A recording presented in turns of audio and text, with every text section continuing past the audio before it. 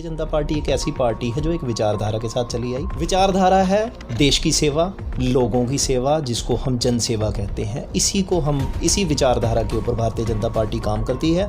राणा जी आए हैं और सलाथिया जी भी आम कार्यकर्ता की तरह ही काम करेंगे कि राणा जी का और सलाथिया जी का भाजपा में बहुत बहुत स्वागत है। जहां अराजकता फैली है वहां पे भारतीय जनता पार्टी सुपड़ा साफ करती है, क्योंकि लोगों की चॉइस बन जाती है। पिछली सरकार आप कहना चाहते हैं पीडीपी के साथ में भारतीय जनता पार्टी की बनी थी। 70 सालों के राज को समझने के लिए एक राष्ट्रीय पार्टी को समय चाहिए था, जिसको कि 1 इंच की ज़मीन भी स्टेट के अंदर नहीं मिल गई। यहाँ पर दफ़ा 370 को और 35A को तोड़ के इसको देश की साथ में जोड़ दिया जाए। हर चीज़ को देश के साथ में एक मुख्य धारा के साथ में जोड़ दिया जाए। भारतीय जनता पार्टी अपनी सरकार बनाएगी और पूर्ण बहुमत के साथ में सरकार बनाएगी। जो प्रोटेस्ट कर रहे हैं, कई जगह पे प्रोटेस्ट जेन्युइन भी होती है और कई जगह पे इनजेन्युइन भी प्रोटेस्ट होती है। 90 के दशक में भी जो किलिंग्स हुई थी वो भी सिलेक्टिव थी।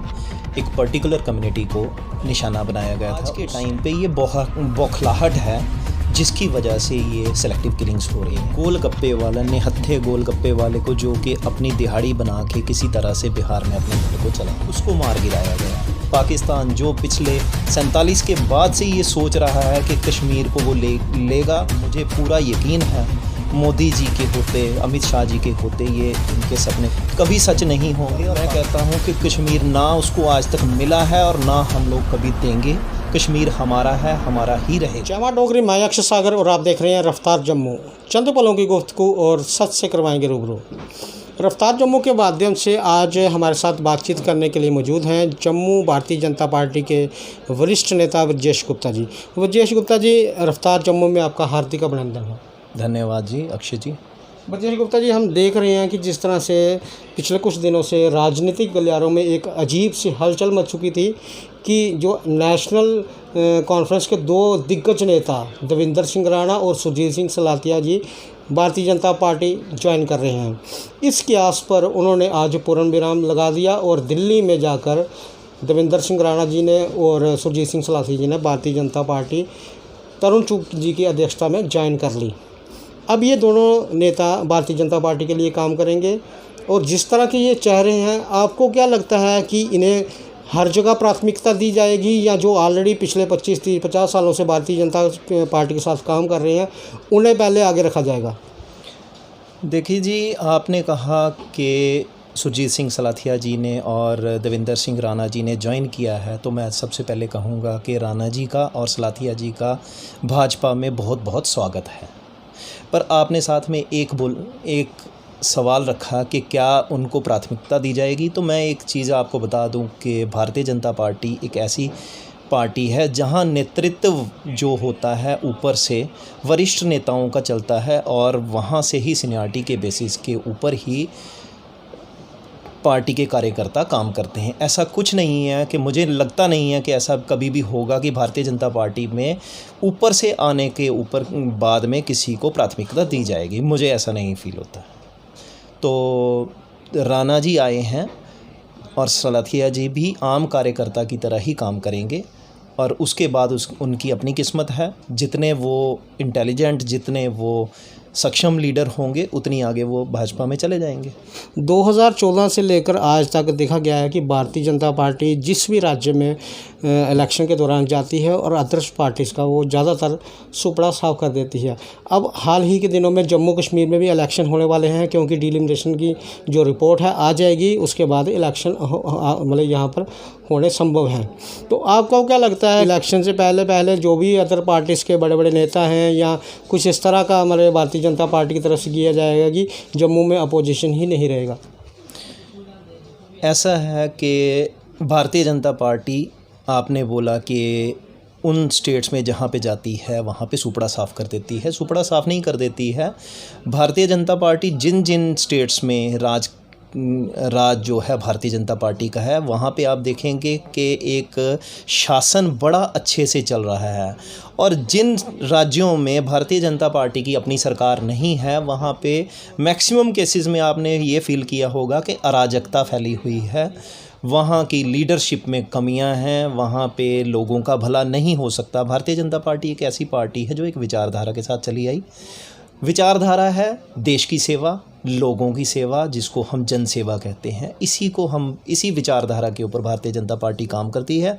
और आपने बोला कि उन्हीं स्टेट्स की तरह जो बाकी स्टेट्स में भी यही है, जहां अराजकता फैली है वहां पे भारतीय जनता पार्टी सुपड़ा साफ करती है, क्योंकि लोगों की चॉइस बन जाती है। उसी तरह से जम्मू कश्मीर में भी ऐसा है कि अगर राणा जी और सलाथिया जी जैसे दिग्गज लीडर ज्वाइन कर रहे हैं तो मेरे हिसाब से उनको भी ऐसा लग रहा होगा कि हमें इस विचारधारा के साथ जुड़ना चाहिए। सर, जिस तरह से पिछली बार जम्मू में इलेक्शन हुए तो भारतीय जनता पार्टी ने पीडीपी के साथ गठजोड़ करके सरकार बनाई थी। अब जो समीकरण बन रहे हैं, आपको क्या लगता है कि जम्मू कश्मीर में भारतीय जनता पार्टी अपनी खुद की सरकार बना पाएगी? क्योंकि जिस तरह से देखा जा रहा है, कुछ नाराज़गी लोगों में देखने को मिल रही है। और ये जो बड़े बड़े लीडर्स अभी भारतीय जनता पार्टी ज्वाइन कर रहे हैं, ये किस राजनीति का हिस्सा है? ये किसी राजनीति का हिस्सा नहीं है जी। भारतीय जनता पार्टी अपनी सरकार बनाएगी और पूर्ण बहुमत के साथ में सरकार बनाएगी। जो पिछली सरकार आप कहना चाहते हैं पीडीपी के साथ में भारतीय जनता पार्टी की बनी थी, वो एक सोची समझी, एक आप उसको अपनी लैंग्वेज में चाल भी बोल सकते हैं, और एक राजनीति थी सोची समझी, जिसके तहत 70 सालों के राज को समझने के लिए एक राष्ट्रीय पार्टी को समय चाहिए था, जिसको कि 1 इंच की ज़मीन भी स्टेट के अंदर नहीं मिल रही थी। पहले सोचा समझा, उनके शासन के तरीके को समझा, उसके बाद में उन रिपोर्ट्स को लेके केंद्र ने अपने फैसले बनाए, अपना मन बनाया और उस सरकार को छोड़ दिया। उसके बाद से और जो डिफरेंट लेवल पे गवर्नमेंट ने काम करना शुरू किया, सेंट्रल गवर्नमेंट ने, और उन्होंने प्लान ये कर लिया कि यहाँ पर दफ़ा 370 को और 35A को तोड़ के एक इसको देश की साथ में जोड़ दिया जाए, हर चीज़ को देश के साथ में एक मुख्य धारा के साथ में जोड़ दिया जाए। आज दिनों आप देख रहे हैं कि जम्मू में एक प्रोटेस्ट मौसम सा चल रहा है। हम देख रहे हैं कि बच्चे स्कूल कॉलेज के बाहर प्रोटेस्ट कर रहे हैं, मेडिकल कॉलेज के बाहर प्रोटेस्ट रहा, अभी 2-3 दिन पहले PHC के बाहर प्रोटेस्ट रहा। मतलब हर कोई परेशान है। अभिव्यक्ति की आज़ादी पर भी प्रहार हो रहा है, क्योंकि जब कोई शांतिपूर्वक प्रोटेस्ट करने की कोशिश कर रहा है, मतलब पुलिस द्वारा उन्हें जबरन उठाया जाता है, अपनी बात रखने के लिए नहीं बैठने देते। किस तरह से ये जो प्रोटेस्ट मौसम है, ये किस तरह से ख़त्म हो पाएगा? ऐसा है कि जो प्रोटेस्ट कर रहे हैं, कई जगह पे प्रोटेस्ट जेन्युइन भी होती है और कई जगह पे इनजेन्युइन भी प्रोटेस्ट होती है। जैसे कि आपने कहा कि ये इसके बीच में जो अभी कोविड वॉरियर्स की अभी प्रोटेस्ट थी, तो उसके लिए मैं भी समझता हूँ कि उनको चलो थोड़ा सा LG साहब ने टाइम दिया है तो बड़ी अच्छी बात है। उसका वेलकम करता हूँ कि उन्होंने टाइम दिया और बच्चों को एक उनका मनोबल बढ़ा कि हमारी जो नौकरी है थोड़ी देर के लिए एक्सटेंड कर दी गई है। लेकिन हर जगह पे प्रोटेस्ट होना और हर जगह पे उसको संभाल पाना, ये क्या है कि एडमिनिस्ट्रेशन जो है अपने लेवल पे लगी हुई है। धीरे धीरे इनका जो मौसम चल रहा है ये प्रोटेस्ट का, ये धीरे धीरे कम होगा और कुछ इसमें सुझाव लिए भी जाएंगे और कुछ चीज़ों को ठीक भी किया जाएगा एडमिनिस्ट्रेशन के द्वारा। ब्रिजेश जी, एक बात देखने वाली है कि पाकिस्तान 1947 से लेकर आज तक जम्मू कश्मीर के हिंदुस्तान को डिस्टर्ब करने में लगा हुआ है।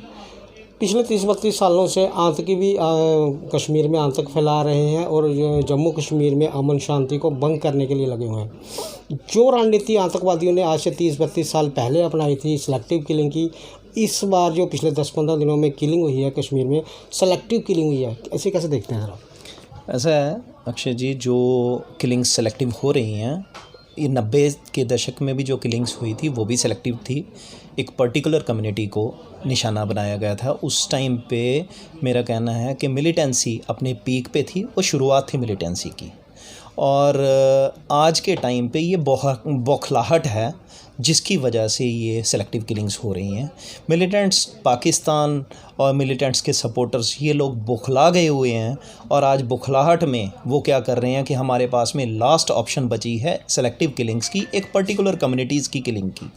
और इस किलिंग से हो क्या रहा है कि उनकी जो सोच है वो ये सोच है कि किसी तरह से इन कम्युनिटीज़ को लड़ा दिया जाए, हिंदू मुस्लिम ये सिख, इन सब को अलग थलग कर दिया जाए और उस तरह से मिलिटेंसी फैला के हम अराजकता फैलाएं और किसी तरह से हमारे मंसूबे जो हैं पूरे हों। लेकिन मुझे पूरा यकीन है मोदी जी के होते, अमित शाह जी के होते, ये उनके सपने कभी सच नहीं होंगे। और पाकिस्तान जो पिछले 47 के बाद से ये सोच रहा है कि कश्मीर को वो लेगा, और मैं कहता हूँ कि कश्मीर ना उसको आज तक मिला है और ना हम लोग कभी देंगे। कश्मीर हमारा है, हमारा ही रहेगा। इसी के साथ एक सवाल और कि जिस तरह से देखा गया कि जो सेलेक्टिव किलिंग हुई है, एक वो इंसान जो दूर प्रदेश भागलपुर बिहार से कश्मीर में गोलगप्पे की रेडी लगाता था, उसे आतंकवादियों ने मार दिया। हालांकि सरकार का फ़र्ज बनता था कि उसकी डेड बॉडी को उसके गांव, उसके घर पहुंचाया जाता, लेकिन उसके दोस्तों के द्वारा वहां पर उसका अंतिम संस्कार किया गया। हालांकि उसकी बीवी बिलखती रही कि मेरे पति को हमारे यहाँ पे पहुँचाए, हम यहाँ पर उसका दाह संस्कार करेंगे। ऐसा क्यों नहीं किया गया? आप किसे कसूरवार मानते हैं? देखिए जी, ये बहुत निंदनीय बात है कि जो एक गोलगप्पे वाला, निहत्थे गोलगप्पे वाले को, जो कि अपनी दिहाड़ी बना के किसी तरह से बिहार में अपने घर को चला रहा था, उसको मार गिराया गया। पहले तो बहुत ही दुख वाली बात है। हाँ, रही बात आपने पूछा कि ये किसको दोषी मानना चाहिए, तो ऐसा भी हो सकता है अक्षय जी, कई बार कई बातें जो हैं एडमिनिस्ट्रेशन तक टाइम से पहुंच नहीं पाती हैं। बात संस्कार की थी, तो मेरा मानना ये है कि हो सकता है कि समय इतना निकल गया हो कि बॉडी में भी खराबी आ सकती है, तो इतना समय ना बचा हो कि उनको लेके जाने का बॉडी को, और संस्कार उनको कश्मीर में ही करना पड़ा हो सकता है कि तब तक एडमिनिस्ट्रेशन को भी ये बात नहीं पहुंची हो। मुझे पता है कि अगर एडमिनिस्ट्रेशन को, एलजी साहब को ये बात पता चली होती तो उनके लिए बहुत छोटी सी बात थी उसके शव को वहाँ उसके घर तक पहुँचाना। रफ्तार जम्मू से बात करने के लिए ब्रजेश जी, आपका बहुत बहुत धन्यवाद। धन्यवाद। ये थे भारतीय जनता पार्टी से ब्रजेश गुप्ता जी, वरिष्ठ नेता हैं। बड़े ही सोच समझ के और बेबाक होकर अपनी बात रखते हैं। काफ़ी सवाल हमने इनसे पूछे और इन्होंने बड़ा ही बेबाकी के साथ हर एक सवाल का जवाब दिया। आगे भी देखते रहें रफ्तार जम्मू। जय भारत।